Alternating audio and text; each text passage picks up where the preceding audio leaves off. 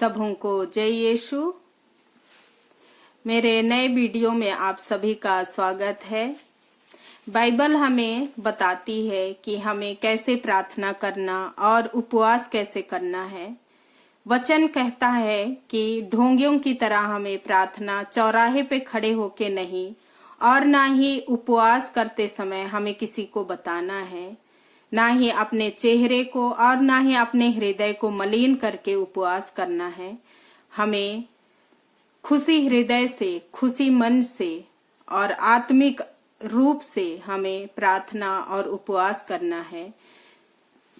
उपवास का मतलब है कि हमें अपने अंदर जो भी कमजोरियां हैं, जैसे परनिंदा, कपटपूर्ण बातें, द्वेष, जलन की भावना, इन सबको त्याग कर हमें एक प्रार्थनामय जीवन व्यतीत करना है। वचन हमें बताता है कि जो हृदय से प्रार्थना करता है उनको मैं सुनता हूँ और मैं उसको उत्तर देता हूँ। तो परमेश्वर का वचन कहता है, तुम ढोंगियों की तरह प्रार्थना नहीं करो। वे सभागृहों में और चौकों पर खड़ा होकर प्रार्थना करना पसंद करते हैं, जिससे लोग उन्हें देखें। मैं तुम लोगों से यह कहता हूँ, वे अपना पुरस्कार पा चुके हैं। जब तुम प्रार्थना करते हो तो अपने कमरे में जाकर द्वार बंद कर लो और एकांत में अपने पिता से प्रार्थना करो।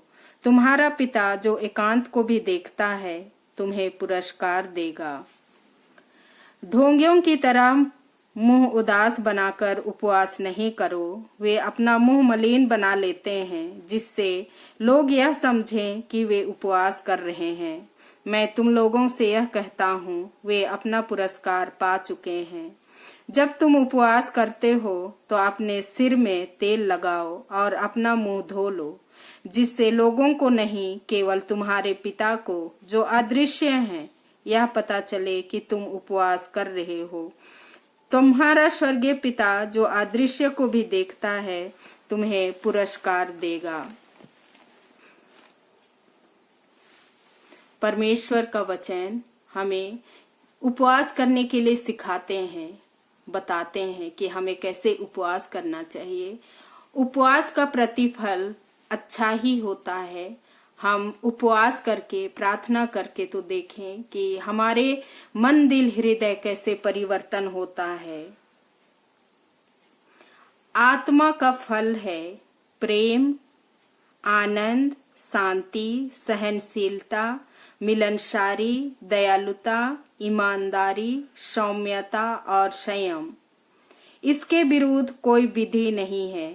जो लोग यीशु मसीह के हैं उन्होंने वासनाओं तथा कामनाओं को साहीनता अपने शरीर को क्रूस पर चढ़ा दिया है।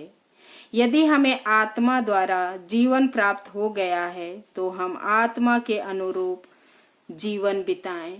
परमेश्वर हमें बताते हैं कि हमें बाइबल वचनों के अनुरूप हमें अपने जीवन को व्यतीत करना है।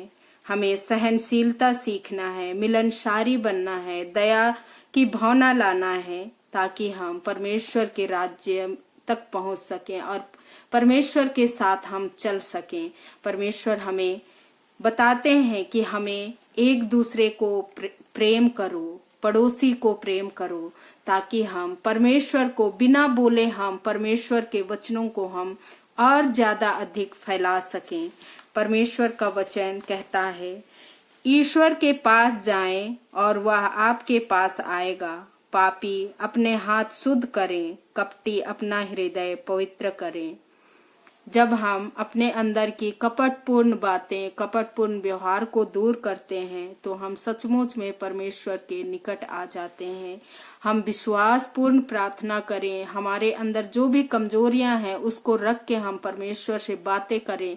हमारी प्रार्थना, हमारी बातें परमेश्वर के कानून तक जरूर पहुंचेगी और हमें एक नया जीवन, एक नया रास्ता जरूर दिखाएगा।